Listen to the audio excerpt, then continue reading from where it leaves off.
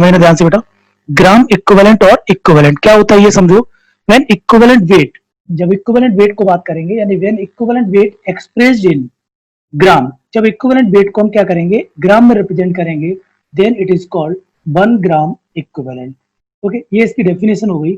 अब देखो निकालते कैसे, कैलकुलेट कैसे करते हैं वो चीज समझिएगा। तो number of gram equivalent is equal to, number of gram equivalent is equal to क्या होता है बेटा, वेट ऑफ सब्सटेंस यानी W in gram upon equivalent weight. तो ये आपको पता होना चाहिए। तो number of gram equivalent is equal to W upon E। अब देखो ग्राम इक्विवेलेंट, आगे हम बात करें तो ग्राम इक्विवेलेंट इक्वल टू क्या होगा बेटा, W अपॉन E। W किसमें होगा, ग्राम में दिया जाएगा। E क्या चाहिए बेटा, equivalent wait.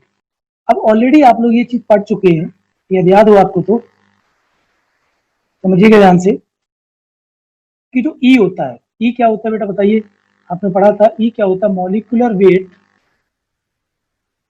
Molecular weight upon क्या बेटा, बैलेंस फैक्टर या फिर एन फैक्टर, करेक्ट।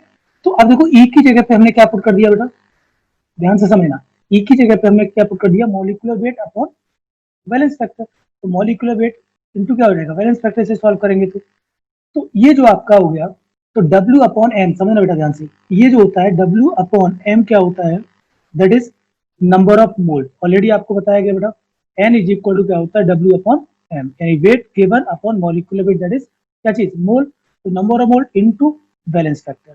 तो अब आपको दो फॉर्मूले पता चल चुके बेटा, क्या, ग्राम इक्विवेलेंट या gram equivalent, number of gram equivalent बोला जाए या फिर सिंपली क्या बोले बेटा, gram equivalent. Equivalent is equal to, एक फॉर्मूला क्या हो गया आपका, W अपॉन E, दूसरा फॉर्मूला क्या आपने कैलकुलेट कर लिया, N इंटू क्या चाहिए बेटा, बैलेंस फैक्टर या फिर N फैक्टर। ठीक है, तो ये चीज आपको पता होनी चाहिए।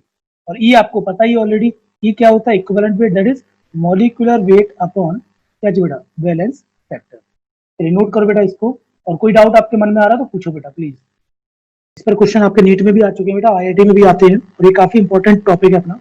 अब ध्यान से देखो बेटा, दूसरा हम बात करते हैं क्या बेटा, कि नॉर्मेलिटी की बात करें। एक नॉर्मेलिटी का फॉर्मूला होता है, क्या होता है normality, normality is equal to, ध्यान से समझना, नॉर्मेलिटी को हम किससे रिप्रेजेंट करेंगे, कैपिटल N से रिप्रेजेंट करेंगे।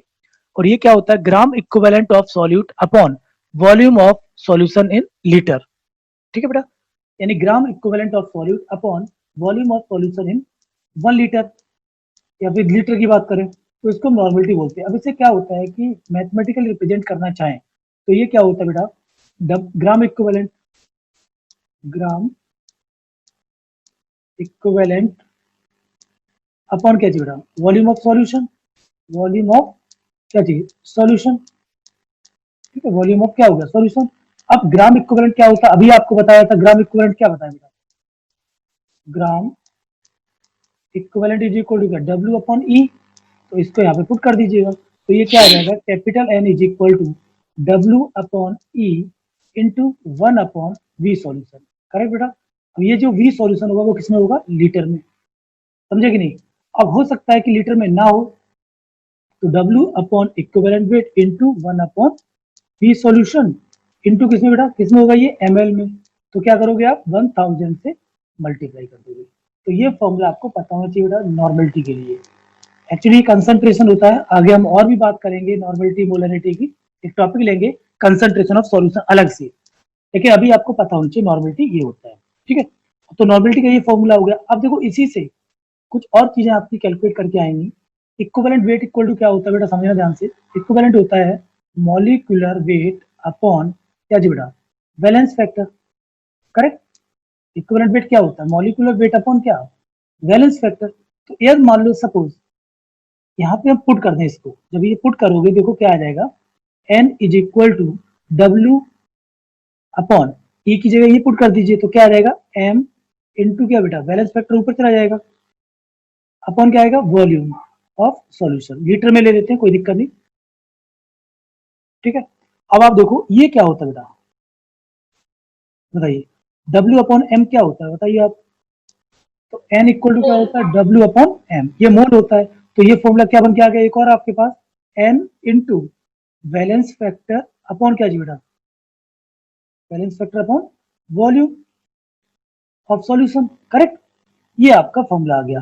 अब ऑलरेडी अभी आपने देखा था कि ये जो फॉर्मूला था बेटा, ध्यान देना, n इंटू बैलेंस फैक्टर क्या था पिछले लेक्चर, देखो अभी जस्ट दिखाया था आपको मैंने, ये वाला n इंटू बैलेंस फैक्टर क्या था, नंबर ऑफ ग्राम इक्विवेलेंट, तो इसको हम लिख सकते हैं नंबर ऑफ ग्राम इक्विवेलेंट, समझना ध्यान से। तो ये हो गया आपका number of gram equivalent, number of gram equivalent upon क्या चाहिए बेटा, वॉल्यूम। ठीक है, ये चीज आपको ध्यान में चाहिए। अब क्या होगा, इससे हम एक और फॉर्मूला निकाल सकते हैं, इसको मल्टीप्लाई कर दो इधर, तो n into volume is equal to क्या चाहिए बेटा, नंबर ऑफ ग्राम इक्विवेलेंट या सिंपली ग्राम इक्विवेलेंट। तो एक और फॉर्मूला निकल के आ गया आपका ग्राम इक्विवेलेंट का, n इंटू वी, ये वाला फॉर्मूला। ठीक है, नोट कीजिएगा, फिर मैं कंबाइन करता हूं आपको और एक और फॉर्मूला बताता हूं, कब कौन सा लगाना वो भी बताऊंगा आपको, बट अभी आप नोट करो प्लीज इसको। कैसे आया, ड्राइव किया मैंने, तो आपको डेरिवेशन याद नहीं रखना, बट आपको समझना है कि कैसे करना है। डन, ओके, ध्यान से समझना। नॉर्मेलिटी यानी कि n, normality is equal to क्या आ गया था फिर फॉर्मूला, मोल्स ऑफ सॉल्यूट,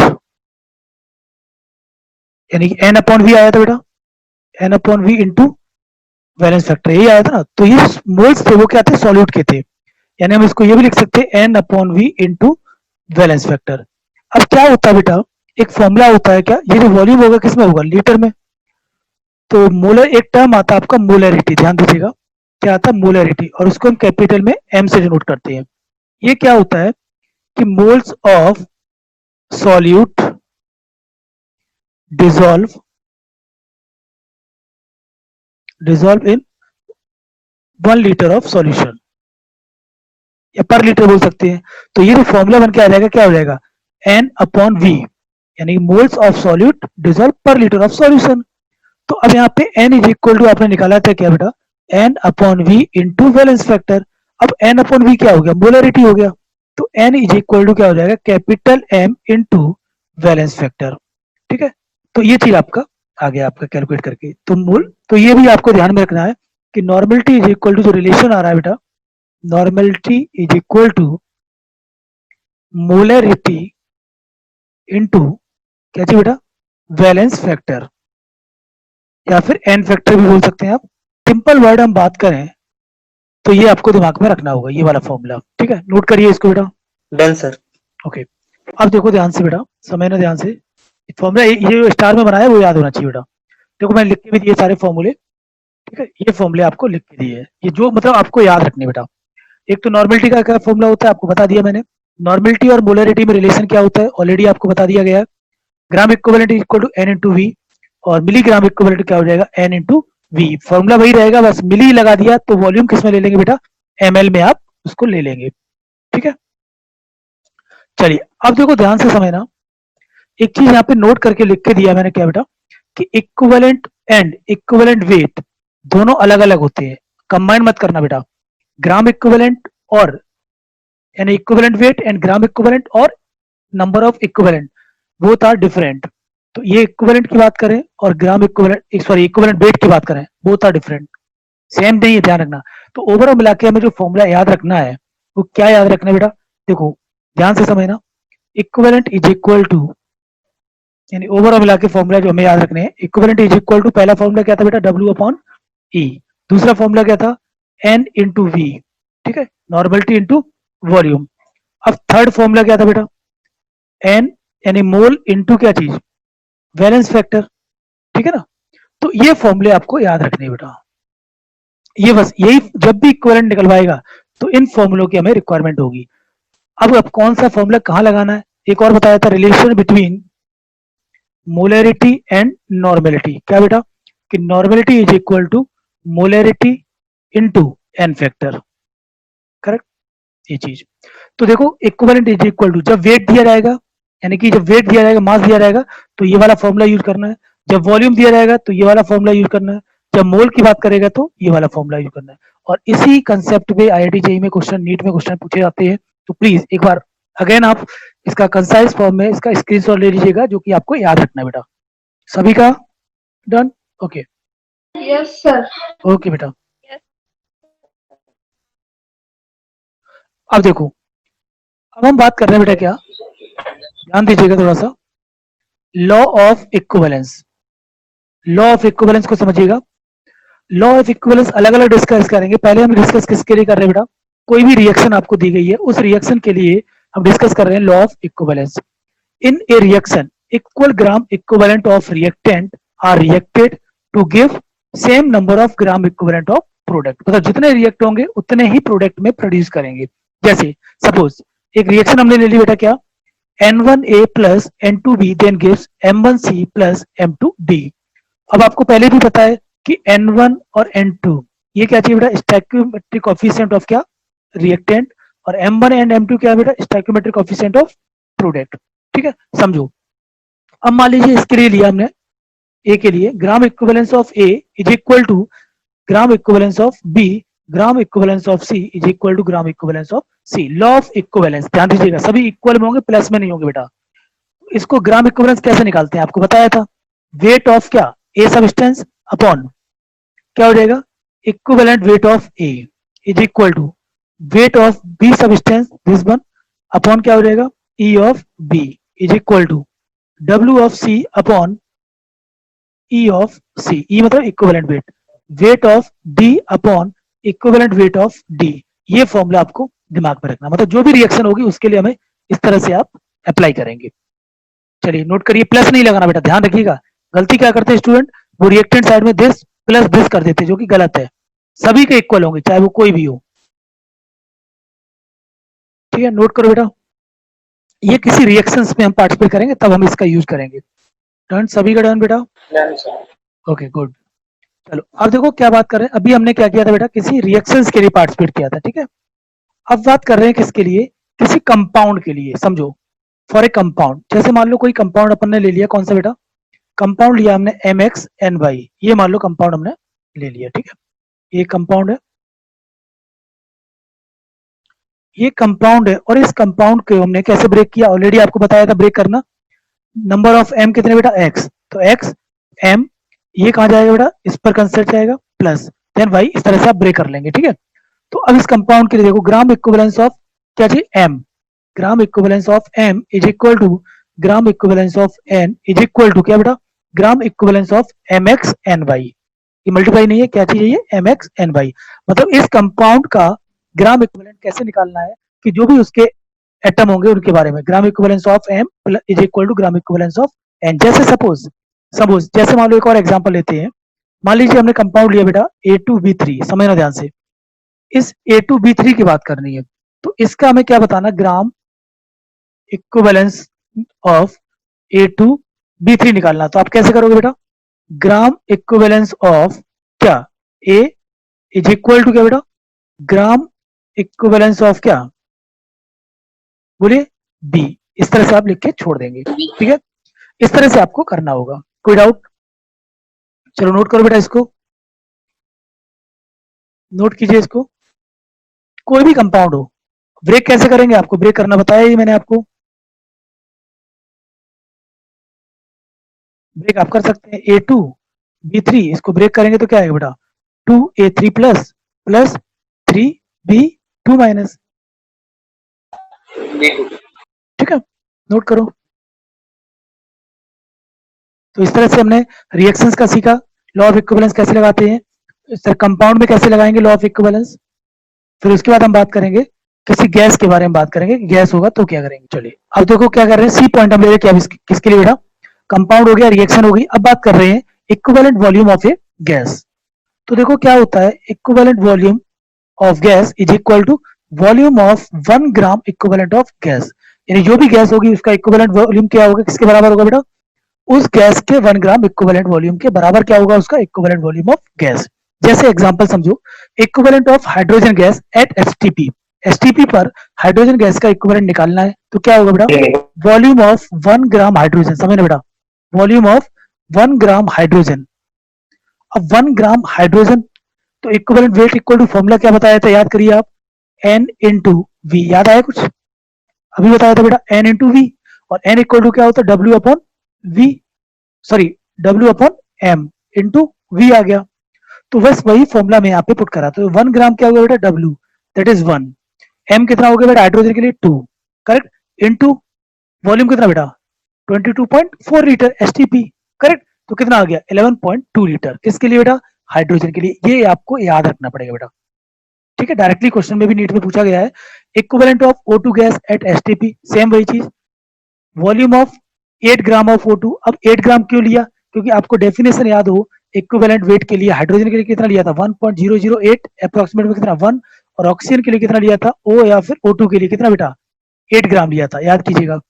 तो यहाँ पे कितना आ जाएगा 8 अपॉन 32 इसका मॉलिक्यूलर वेट इंटू 22.4, मल्टीप्लाई करोगे कितना आ जाएगा सॉल्व करके 5.6। तो ये भी आपको याद रखना है।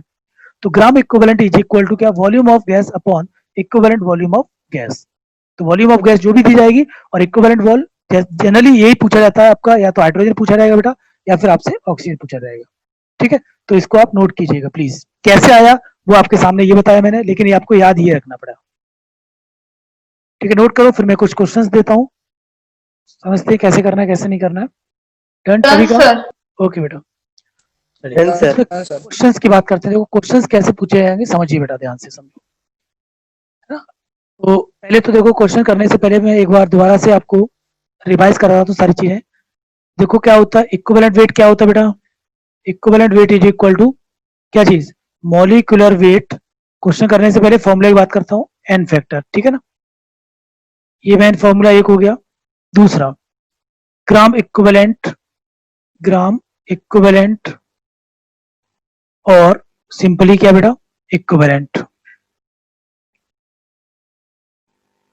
ठीक है ना, इनकी हम बात करेंगे। तो अब क्या होता है कि इक्विवेलेंट इज इक्वल टू क्या क्या बताया था बेटा, W अपॉन E, यानी weight upon equivalent weight is equal to, एक ये फॉर्मूला हो सकता है, दूसरा क्या हो सकता है बेटा normality into volume, third formula क्या हो सकता है मोल इनटू एन फैक्टर, ठीक है। जो आज पढ़ाया मैंने तो पूरा मैं आपको समराइज कर रहा हूँ चीजों को, जो कि आपको याद में रखनी है क्वेश्चन करते वक्त। Relation between molarity and normality, क्या बताया बेटा n is equal to n factor into क्या चीज मोलरिटी, ठीक है ना। ये आपको दिया जाएगा। अब मान लो मोलरिटी क्या होता था वो भी बताया था आपको बेटा, मोलरिटी क्या होती है वो भी आप लिख लो। मोलरिटी इज इक्वल टू क्या, moles of solute upon volume, ठीक है ना, ये आपका मोलरिटी होती है, करेक्ट। और नॉर्मेलिटी क्या होती है वो भी आपको बताया था, weight upon E into 1 upon v, ये आपको याद रखना पड़ेगा, ये क्या है नॉर्मेलिटी होती है, करेक्ट। अब देखो ये हो गया। इसके बाद हमने क्या बताया था, लॉ ऑफ इक्विवेलेंस ऑलरेडी आपको बताया। जैसे मान लो suppose N of A plus M of B gives, मान लो कुछ भी ले लो जो मर्जी आपका, C of C plus D of D ले सकते हैं।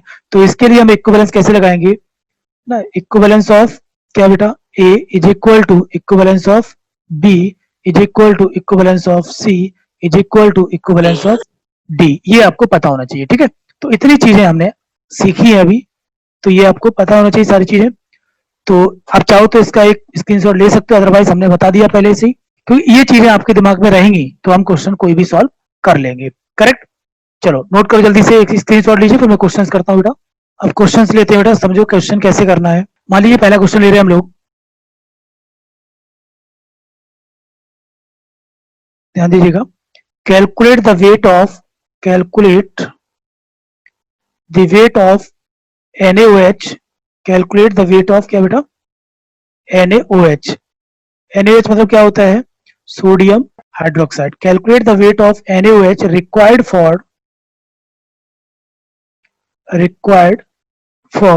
complete neutralization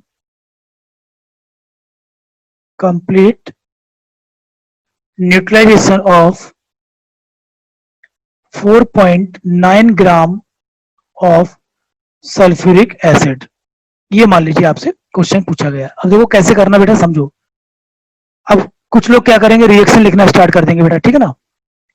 कुछ लोग क्या करेंगे, रिएक्शन लिखना स्टार्ट कर देंगे, हाय बेटा रिएक्शन लिखना स्टार्ट करेंगे, ठीक है। तो रिएक्शन यहाँ पर नहीं लिखेंगे अपन, बिना रिएक्शन के काम करेंगे। रिएक्शन लिखोगे थोड़ा सा डाउट आएगा, क्या रिएक्शन होगी क्या नहीं होगी, हमें कोई मतलब नहीं है।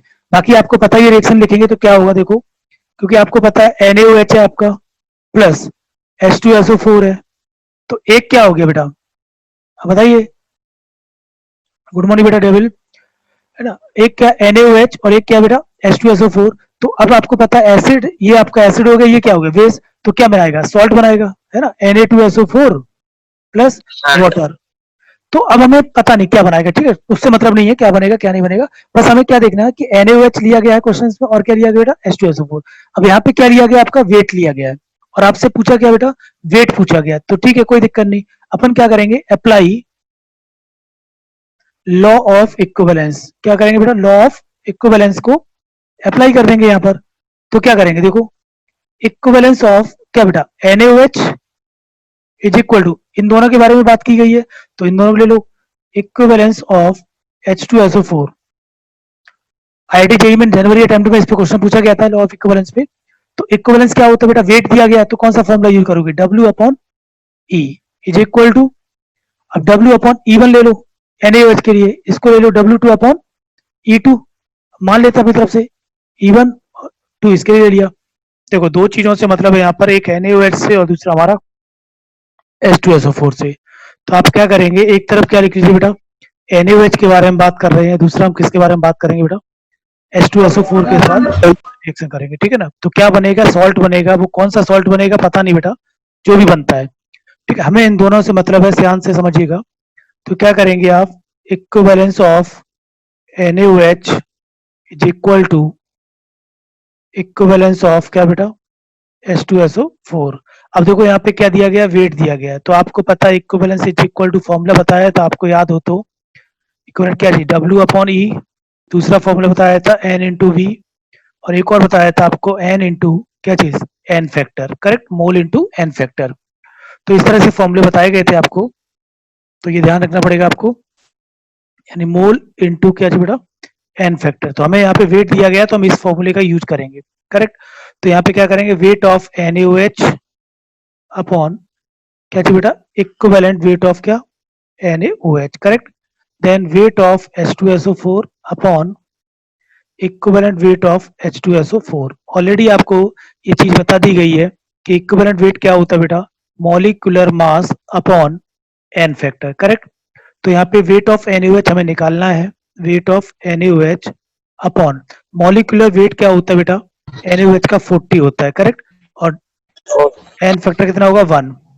यहाँ पे देखो वेट ऑफ H2SO4 कितना दिया बेटा 4.9 दिया गया है, यहाँ पे 98 इसका, ठीक है बेटा, ये आपका 4.9 अपॉन 98, और 98 डिवाइड बाई क्या करेंगे 2, क्योंकि N फैक्टर की बात करें, N फैक्टर जो होता है बेटा H2SO4 के लिए ऑलरेडी आपको बताया जा चुका कितना 2, और N फैक्टर फॉर NaOH, ठीक है ना, NaOH का कितना होता है बेटा 1।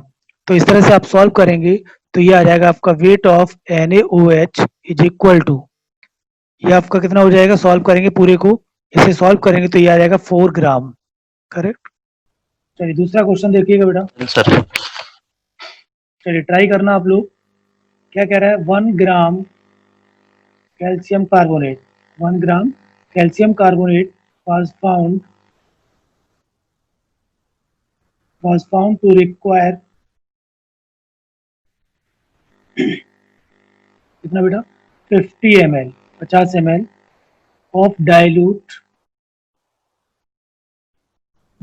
HCl for complete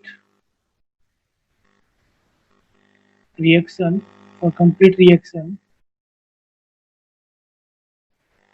आपसे पूछ रहा है व्हाट इज द नॉर्मेलिटी, क्या चाहिए बेटा, what is the normality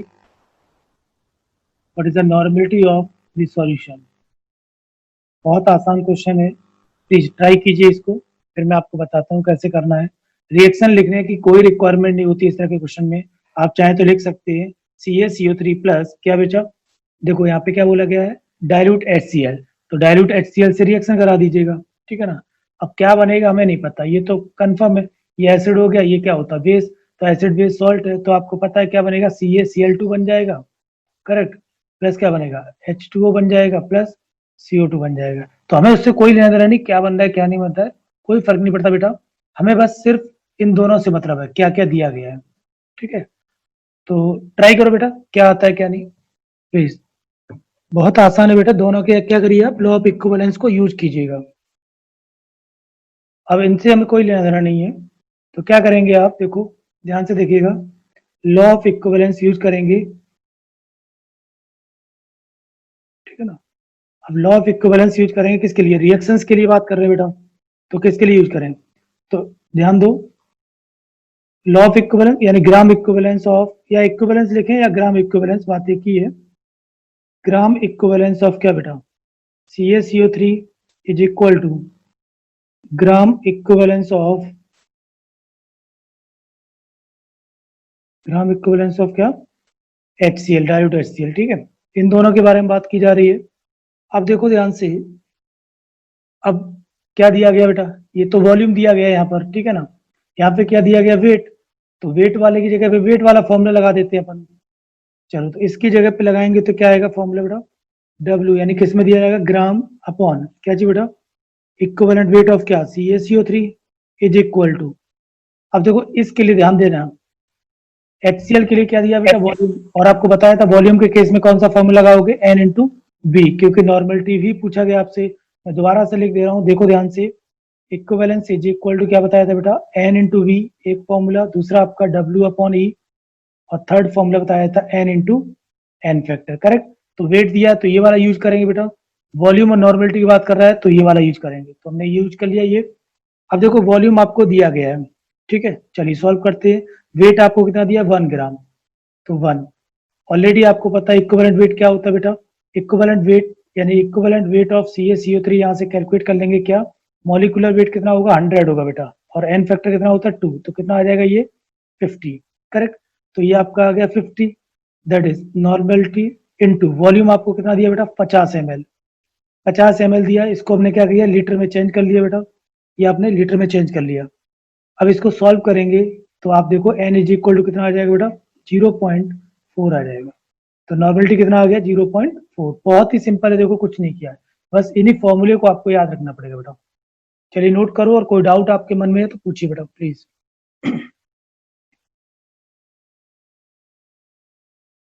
if you learn sir N factor 2 कैसे आया?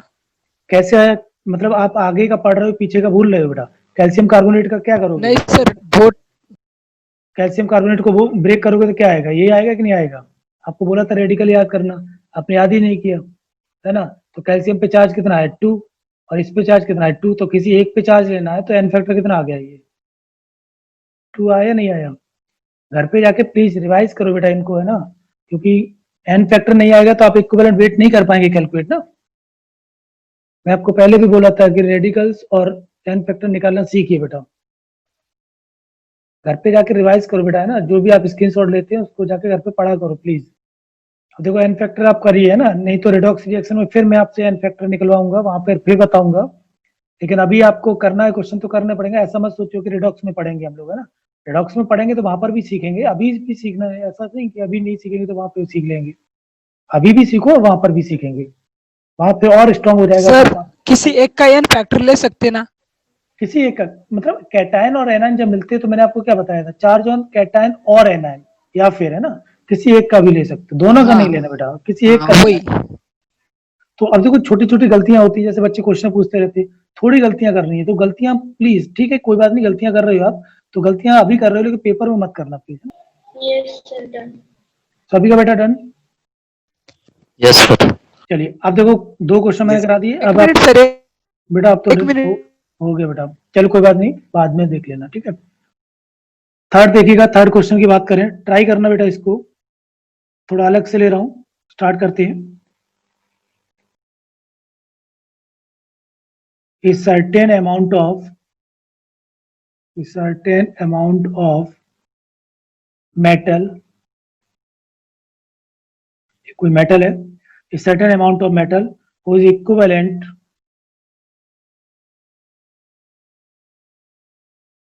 ठीक है, इक्विवेलेंट वेट इज, उसका इक्विवेलेंट वेट आपको दिया गया बेटा, कितना दिया गया है 28, कितना दिया गया 28, एंड इट इज ठीक है, एंड इट इज डिजॉल्व, और उसको डिजॉल्व किया गया है, and it is dissolve, sorry displaced,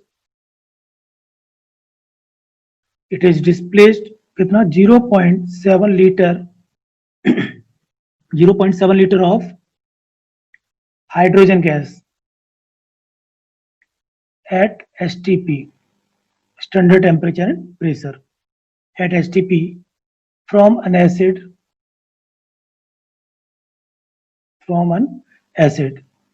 calculate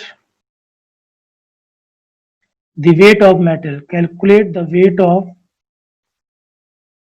metal, उस मेटल का वेट आपको कैलकुलेट करने के लिए बोला है।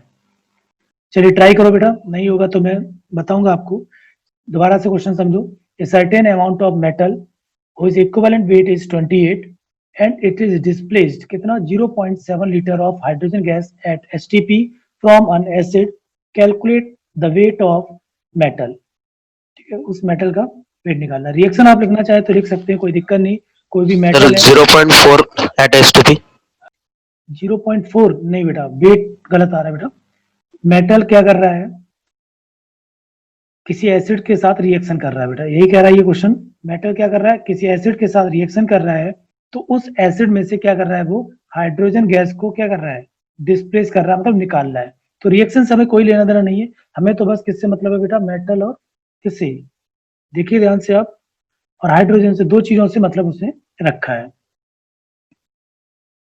और आपको क्या क्या दिया गया वो भी आप देख सकते हैं बेटा ना, आपको दिया गया है क्या, इक्विवेलेंट वेट ऑफ क्या, मेटल कितना दिया गया है, 28 गिवन है। वेट आपको पूछा गया मेटल का, ठीक है।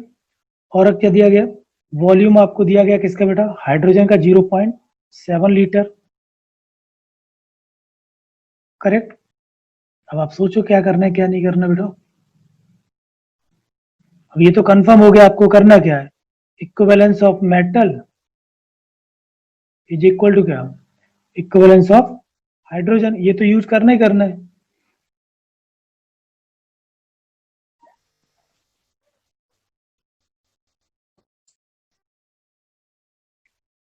अब देखो यहाँ से क्या कर सकते हो, समझो ये वॉल्यूम आपको दिया है, तो यहाँ पे क्या कर सकते हैं, 19.6 आता है।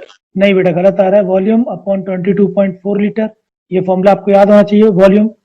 तो यहाँ से वॉल्यूम आपको दिया है, तो क्या मोल निकाल सकते हैं, तो मोल ऑफ हाइड्रोजन कितना आ जाएगा बेटा, वॉल्यूम 0.7 अपॉन 22.4 लीटर।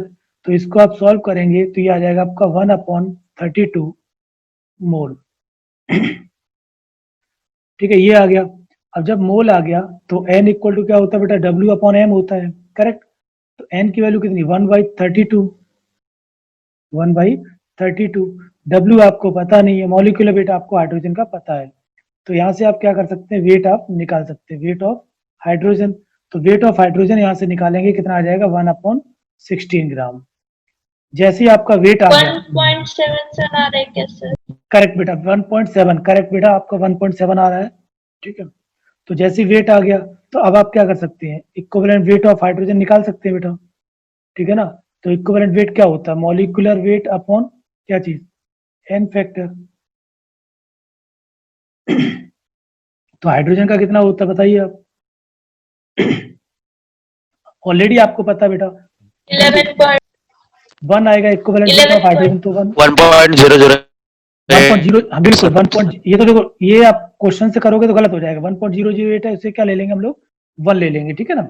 अब जैसे ये चीज आ गई, अब यहाँ पे Yes, सॉल्व sir. कर लीजिए बेटा, क्या आ जाएगा, W अपॉन ई, किसके लिए बेटा, E1 मान लेते मेटल के लिए, ठीक है। और ये आपका कितना आ गया, 1/16 वेट आ गया, देखो हाइड्रोजन का, this one, correct, upon equivalent wait आपको पता है 1, तो यहाँ से W आपको निकालना है, और ये आपको दिया गया मेटल का कितना बेटा, 28।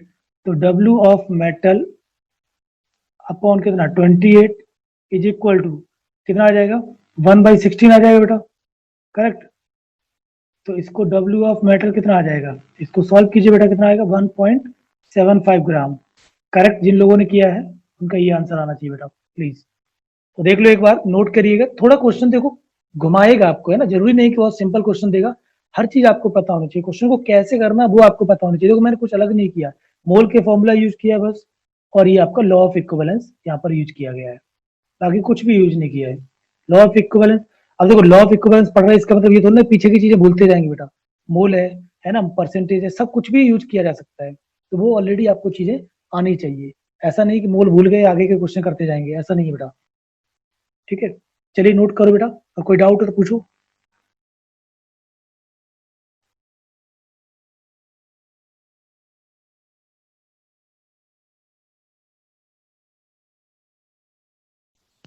सर वो 1.75 at S2P निकला ना? कौन सा बेटा? ये वाला ना एसटीपी पे 1/32 आएगा बेटा, है दिस वन। 72 कौन सा बोल रहे हैं आप? 72 तो कोई दिया ही नहीं बेटा। नहीं नहीं वही चॉइस। ओके, वन ये आपका 1/32 आएगा बेटा ना, मोल, क्योंकि ये वाला फॉर्मूला हमने यूज किया बेटा ना। देखो बहुत आसान है, प्लीज आप एक काम क्या करिए, जो भी क्वेश्चन मैं क्लास में कराता हूँ घर पे जाकर प्लीज एक बार उनको दोबारा से अपने आप खुद सॉल्व किया करो बेटा, बिना देखे। और जब गलती हो तो फिर उसे दोबारा से देखो, थोड़ा मेहनत करना पड़ेगा बेटा ना, मेहनत से मत भागो प्लीज। एक बार नहीं, 2 बार नहीं, 10 बार प्रैक्टिस करो, आएगा, 100% आएगा। Done sir. सभी का बेटा आगे बढ़े। डन। ओके बेटा, प्लीज बोला करिए ना, फिर आप लोग कहते हैं कि सर नहीं हो पाया, इसलिए। चलिए बेटा नेक्स्ट क्वेश्चन देखो, है ना, अब प्लीज सबका आना चाहिए।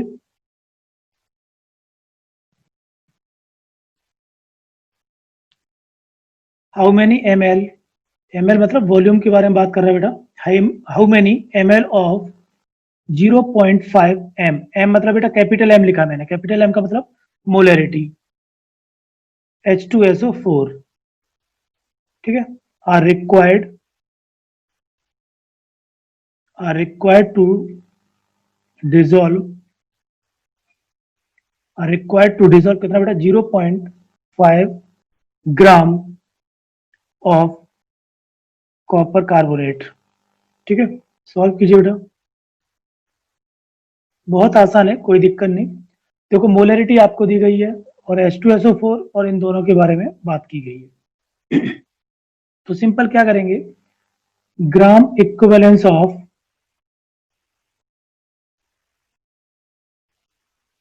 H2SO4 is equal to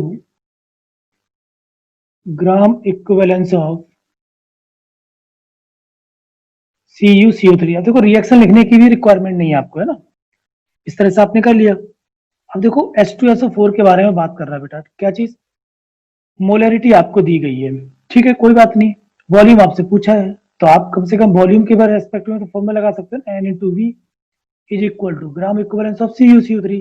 तो अब इसके लिए हमें क्या दिया बेटा, मॉलिक्यूलर वेट दिया, तो मॉलिक्यूलर वेट दिया तो कौन सा लगाएंगे, W/E वाला फॉर्मूला।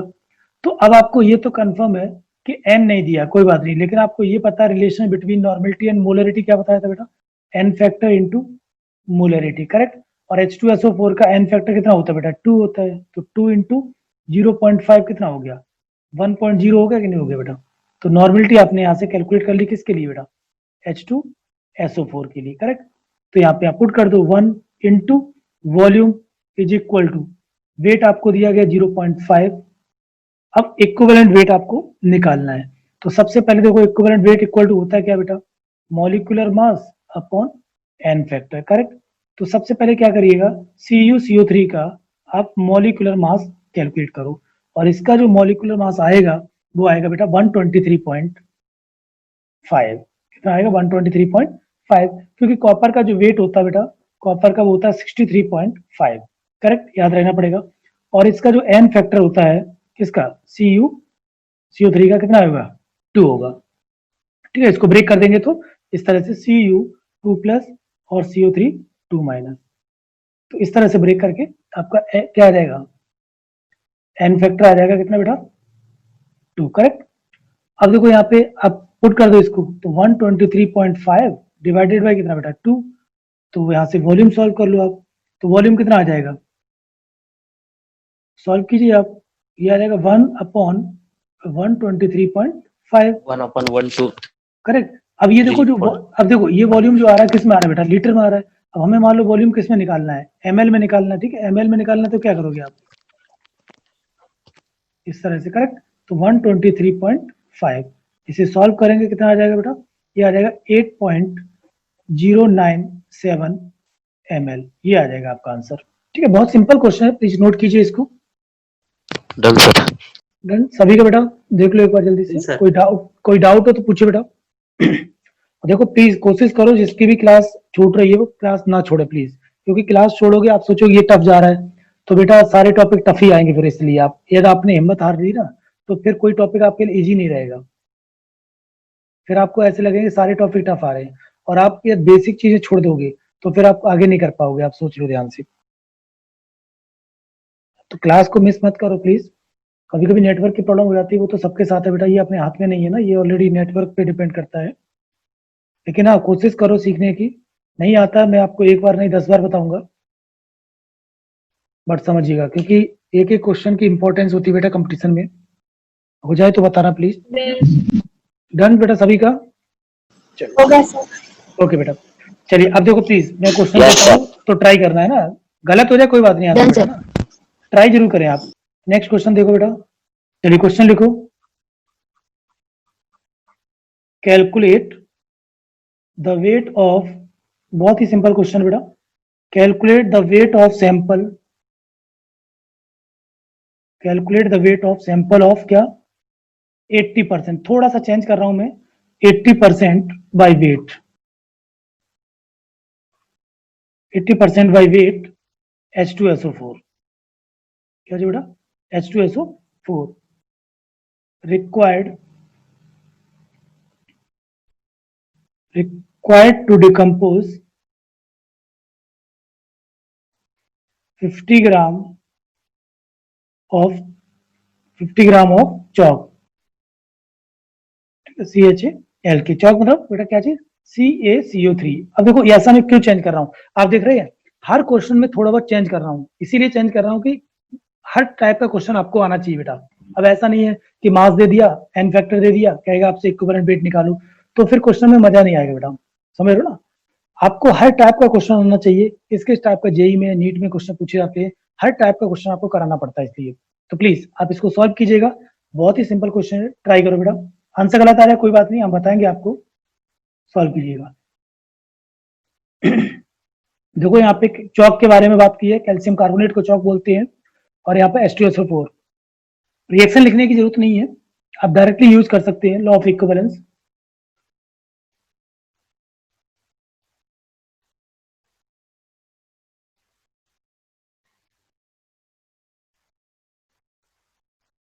तो इक्विवेलेंस ऑफ क्या बेटा आप यूज कर लीजिएगा, H2SO4 is equal to equivalence of CaCO3। चलिए ट्राई करो आप लोग, फिर मैं बताता हूँ आपको।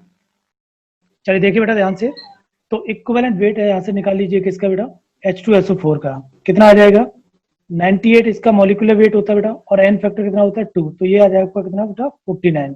अब इसको यहाँ पे पुट कर लीजिएगा, तो वेट हमें निकालना है अपॉन 49, और ये आपका बेटा कितना 50 ग्राम दिया है, तो 50 अपॉन कितना बेटा 50, तो यहाँ से आप सॉल्व करेंगे तो ये कितना आ जाएगा बेटा, ये आप देख सकते हैं वेट कितना आ गया, तो वेट ऑफ क्या बेटा H2SO4 this one that is equal to 49 gram, correct.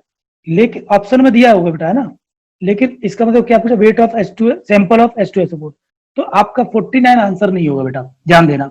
अब 49 क्यों नहीं हुआ, क्योंकि उसने क्या बोला 49 ग्राम ऑफ क्या H2SO4 तो आ गया, लेकिन आगे क्या बोल रहा है बेटा 80% बाई वेट, ठीक है ना, तो यही क्या चीज है 80% बाई वेट, वेट ऑफ क्या बेटा H2SO4, ये आपको समझना, इसी के लिए निकालना है। तो अब आप देखो ध्यान से 80 ग्राम H2SO4 जो है 80 ग्राम की बात की, इसका मतलब क्या है 80 ग्राम किसमें होगा बेटा 100 ग्राम में, ठीक है, तो 1 ग्राम कितना हो जाएगा 100 अपॉन 80, बट आपसे कितने पूछा है 49 ग्राम का, तो देयरफॉर 49 ग्राम H2SO4 कितना हो जाएगा बेटा दैट इज 100 अपॉन 80 इंटू कितना 49। चलिए बेटा स्क्रीनशॉट लीजिए इसका। Yes sir. ठीक है, चलो एक लास्ट क्वेश्चन कराते हैं बेटा, प्लीज सभी का आंसर आना चाहिए बेटा, ठीक है, बहुत ही आसान क्वेश्चन है, दूसरों से ले लीजिएगा। देखो देखो हाउ मच, जल्दी बताया करो बेटा ना, आप लेट बताते हो तो फिर समझ में नहीं आता है किसने लिया किसने नहीं लिया। How much AgCl and silver chloride will be formed when 1.70 ग्राम क्या चाहिए बेटा, सिल्वर नाइट्रेट is mixed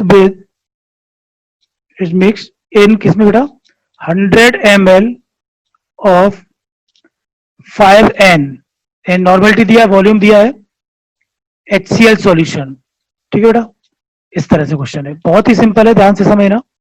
आपसे क्या कह रहा है, AgCl का वेट आपसे पूछा गया है और सिल्वर नाइट्रेट का वेट दिया गया है। रिएक्शन आप चाहें तो लिख सकते हैं, कोई दिक्कत नहीं बेटा। Thanks for watching my chemistry channel. Please like, share and subscribe. For more updates, press the bell icon. Thank you.